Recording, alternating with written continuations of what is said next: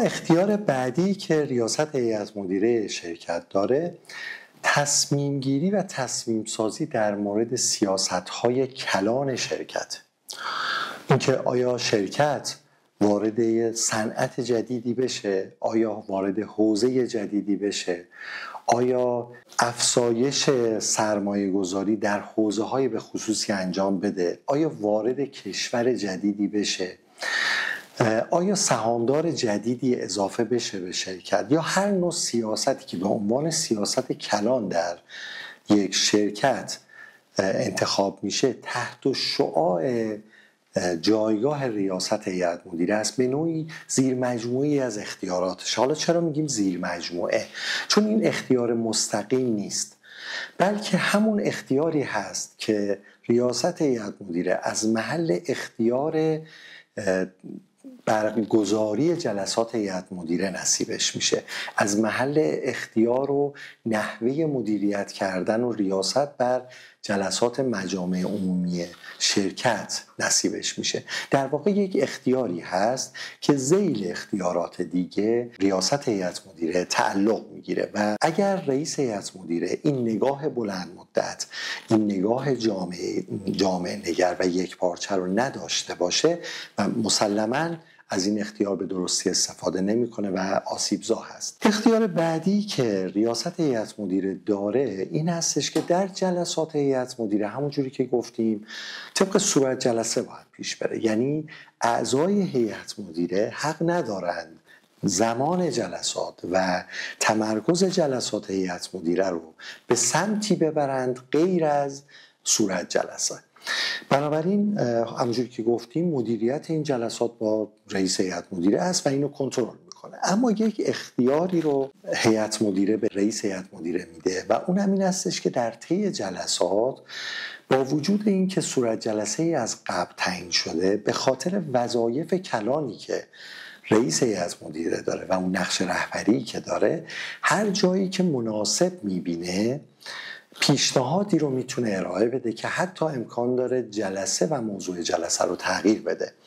اما اعضای دیگه هیئت مدیره این اختیار رو ندارن، یعنی اعضای دیگه هیئت مدیره میتونن پیشنهادشون رو فقط به رئیس هیئت مدیره بدن و در صورت که او صلاح دونست اون پیشنهاد رو مطرح میکنه. در غیر این صورت با صلاح دید خودش اونو در کنداکتور یا برنامه‌های آتی جلسات هیئت مدیره قرار میده به عنوان صورت جلسه، یا حتی بررسی کردن اون پیشنهاد و به طور مثال مشخص میکنه که یکی از موضوعاتی که در جلسه بعد قراره بررسی کنیم پیشنهاد فلان عضو هیئت مدیره است. بنابراین اگر در یک هیئت مدیره‌ای افراد دیگه به صورت مستقیم در جلسات پیشنهاداتی غیر مرتبط با دستور جلسه مطرح کنن، این خطای مدیریتی است و رئیس هیئت مدیره یکی از وظایفش باز مانع شدن از این فرایند.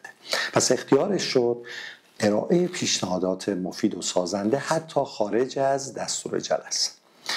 اما یه اختیار دیگه رو رئیس هیئت مدیره داره که این معمولاً مخفول واقع میشه. شدیداً توصیه میکنم به این قسمت با دقت بیشتری توجه کنید.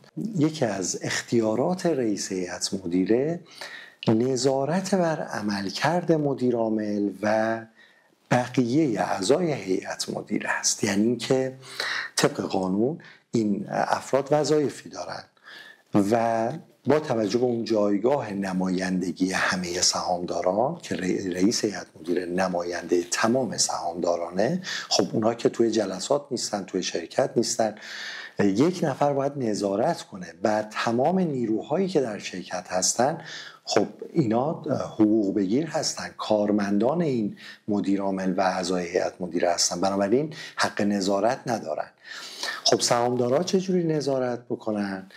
به صورت اصولی و درستش از طریق رئیس هیئت مدیره هستش که نظارت انجام میشه. بنابراین یکی از اختیارات و وظایف رئیس هیئت مدیره نظارت بر عملکرد مدیرعامل و اعضای هیئت مدیره است. حالا فرض کنیم یه حالتی که رئیس هیئت مدیره مدیران اجرایی رو همونجوری که در چند دقیقه قبل باهاتون صحبت کردم در همین محتوایی که در خدمتتون هستم، اگر اون مدیران اجرایی رو اشتباه انتخاب کرده باشه یا خودش دخالت اشتباه در انتخابشون داشته باشه، این اختیار یا وظیفه به درستی اتفاق نمیافته. یعنی اگر به طور مثال من به عنوان یک پدر که مالک شرکت هستم اومدم و رئیس هیئت مدیره هستم، اومدم پسر خودم رو با وجود عدم داشتن صلاحیت کردم مدیر عامل شرکت، حالا نمیتونم به درستی بر او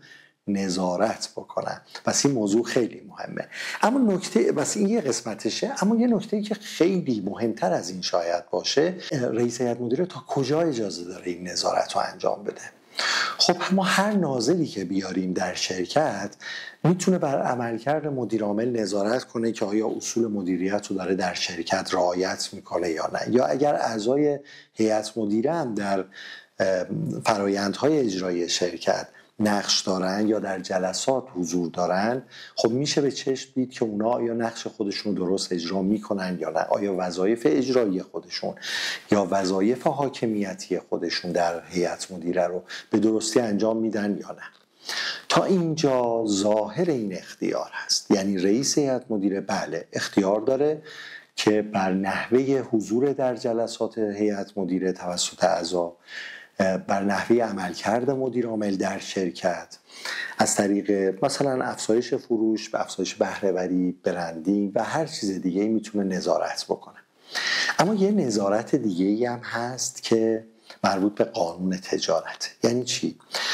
ما طبق قانون تجارت باید اینو بدونیم که اعضای هیئت مدیره شرکت ها حق ندارن رقیب خودشون بشن. یعنی که عضو هیئت مدیره یک شرکت نمیتونه عضو هیئت مدیره یک شرکت دیگه‌ای باشه که با شرکت حال حاضر رقیب هست، مگر اینکه اجازه مکتوب از هیئت مدیره، یعنی همه اعضای هیئت مدیره رأی داده باشن، رئیس هیئت مدیره هم تایید کرده باشه تا او بتواند که در یک شرکت دیگه عضو هیئت مدیره بشه. بنابراین یکی از وظایف نظارتی رئیس هیئت مدیره نظارت بر عملکرد اعضای هیئت مدیره و مدیر عامل در بیرون از شرکته.